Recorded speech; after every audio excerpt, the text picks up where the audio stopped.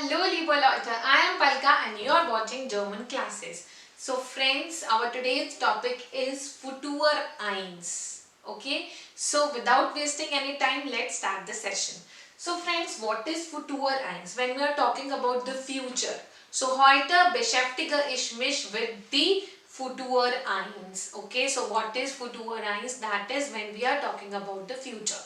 जब हम फ्यूचर के बारे में बात कर रहे हैं तो हम फुटूअर आइंस यूज करते हैं. वेडन प्लस इन्फिनेटिव होता है इसका स्ट्रक्चर. अगर आपको याद होगा हमने लास्ट वीडियो में पढ़ा था परफेक्ट.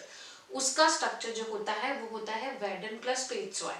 लेकिन इसका है when we are talking about the future. तो जो इसका स्ट्रक्चर होता है वो होता है वेडन plus infinitive form of the verb.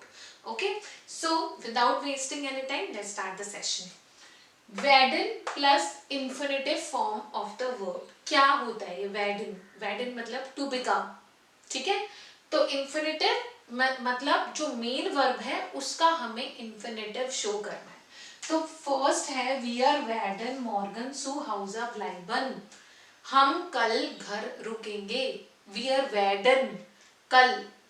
So Morgan. एक तो इसमें एक चीज होती है फुटूअर आइंस में कि जब हम जाइट अनगाबा जिसको हम एडवर्ब ऑफ टाइम भी कहते हैं वो सेंटेंस में होना चाहिए ताकि डिनोट हो कि हम फ्यूचर के बारे में बात कर रहे हैं. जैसे कि इसके अंदर जाइट अनगाबा क्या था? वो ये था कि मॉर्गन यानी कि कल. तो ये अगर सेंटेंस में है तो इट मीन्स ये फुटूअर आइंस है यानी कि हम सुबह के बारे में बात कर रहे हैं, हम फ्यूचर के बारे में बात कर रहे हैं. तो फर्स्ट जो थिंग है वो फुटूअर आइंस डिनोट करता है जाइट अनगाबा जिसको हम इंग्लिश में बोलते हैं एडवर्ब ऑफ टाइम. ठीक है. तो ये जाइट अनगाबा कुछ भी हो सकता है, मॉर्गन भी हो सकता है, नाक्ट भी हो सकता है और नेक्स्टस यार भी हो सकता है. एनीथिंग. ओके. सो वेडन प्लस इन्फिनेटिव फॉर्म. तो सेकंड पोजीशन पे लगती है वेडन वर्ब जो कि कॉन्जुगेट फॉर्म में लगती है.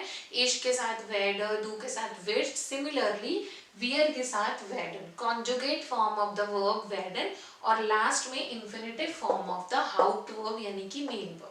एक तो ये कंडीशन हो गई. सेकंड कंडीशन होती है जो इनफॉर्मल सिचुएशन के साथ ये कैसे यूज होता है. इनफॉर्मल आपको पता है जनरली जो फुटूअर आइंस है अभी मैंने बताया उसका स्ट्रक्चर होता है वेडन प्लस इन्फिनेटिव.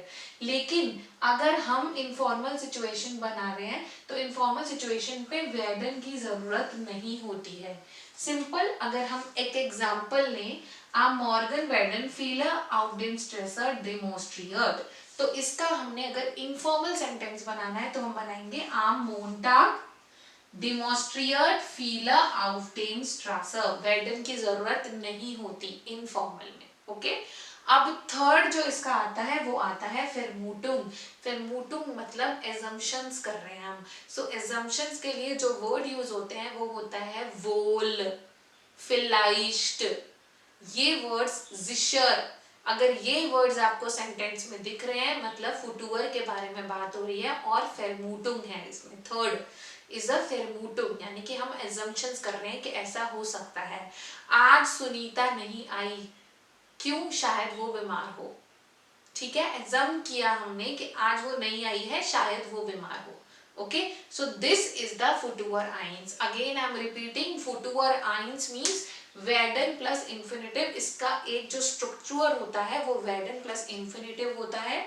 इसका मतलब ये कि हम फ्यूचर के बारे में बात कर रहे हैं तो इसीलिए वेडन वर्ब लगा एक. और जाइट एंड गाबा यूज होगा. जाइट एंड गाबा मीन्स मॉर्गन, नाक, नेक्स्टस यार कुछ भी हो सकता है विच denotes adverb of time. Adverb of time यानी कि हम फ्यूचर के बारे में बात कर रहे हैं जो कि नेक्स्ट अभी आने वाला है. मॉर्गन और नेक्स्टस यार ये आएगा अभी. ठीक है. सेकंड होता है इनफॉर्म सेंटेंस में हमें वेडन की जरूरत नहीं होती है. ओके. ये बच्चे गलत कर देते हैं तो कीप इन माइंड कि आप इसमें नहीं लगाएंगे. थर्ड होता है फेरमूटुंग. जब हम किसी चीज की एजम्पशंस कर रहे हैं तो हम वेडन वर्ब यूज करेंगे. ओके. और वो सेंटेंस जो होगा वो दैट इज फुटूअर आइंस. Okay. So friends, that's all for today. If you like this session, do not forget to share and subscribe my channel. So see you in the next video. Till then, goodbye, take care, auf Wiedersehen, bye bye.